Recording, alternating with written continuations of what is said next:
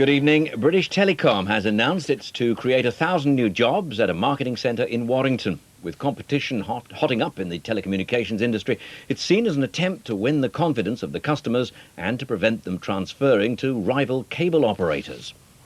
The new telemarketing centre at the Gemini Business Park in Warrington will be BT's biggest UK call centre. Staff will telephone customers with news on services and discounts. With more competition in the industry, BT has lost tens of thousands of customers to the cable companies. It hopes to redress the balance with these new marketing centres. BT says its decision to set up in Warrington was influenced by the reputation which the region has developed. Well, Warrington's perfect from a positional point of view. It's halfway between two major conurbations, Liverpool and Manchester, with good communication links. And the people of the North West are renowned for their good humour and friendliness. And we genuinely want people in our call centres with a smile in their voice. BT will begin recruiting soon, in time to open the centre next January. Not such good news in Lancashire, though. 135 jobs are to go at the ICI plant in Darwin. The company says the losses are part of plans to improve profitability. The plant, which makes acrylics, currently employs 400 people. 95 jobs will go at the end of this year and another 40 next year. North West Water has promised to act swiftly to restore the confidence of its customers after the industry's regulator revealed a record number of complaints. 70% more complaints were recorded by Ofwat in the 12 months to March compared to the previous year. North West Water admits it's been a bad year because of the continuing drought and hosepipe ban and the widespread leaks last winter as the thaw followed freezing temperatures. But the complaints haven't been prompted just by water restrictions. I think because the price of water has gone up so much since 1990, it's become a major part of people's budget.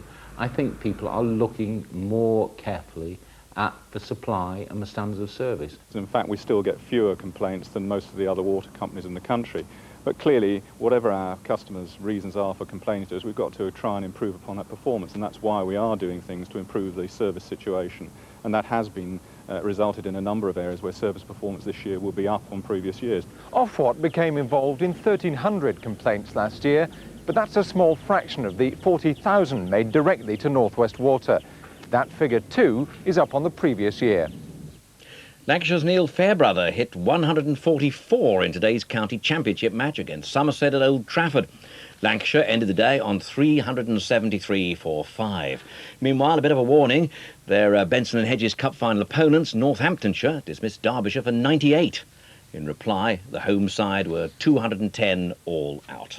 And that's all from us this evening. We're back in breakfast news just around 6:30. Meanwhile, Michael Fish has the weather. Good night. Good evening to you. Speaking on behalf of my lawn, I'd say I'm looking forward to a welcome drink. Not such good news, though, for Wimbledon tomorrow, but where there could well be problems and interruptions due to the rain. But by Saturday, it will have cheered up again. Mind you, if you're on holiday, perhaps not good news. And if you're on holiday in Cyprus, just look at the temperatures I had there today, 42 degrees. Or in old money, 108 Fahrenheit. Nothing like that closer to home.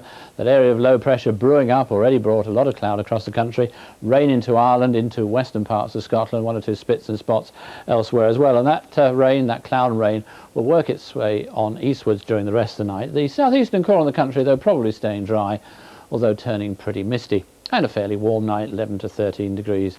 The lowest temperatures. Tomorrow, the low pressure to the north of Scotland winding up, those weather fronts moving down across the country. The southeast, after the grey start, might just be dry and bright for a while, but outbreaks of rain in many northern and western areas, one or two quite heavy bursts of rain in the northwest, and these outbreaks by that time somewhat lighter and more showery, heading on towards the southeast as the day wears on, and then in the afternoon, brighter weather coming across Ireland and into some western parts of England and Wales. Now, the reason for the brighter weather is the wind shift. We keep southwesterly winds to begin with, then the wind swings round to the northwest, bringing along that brighter and drier weather, but also, of course, bringing along a somewhat cooler and fresher feel to the day. So the second half of the day, somewhat chilly in the west there, temperatures at best about 17 or 18 degrees, but if there is a little bit of early brightness, not too bad in the southeast, 20 or 21.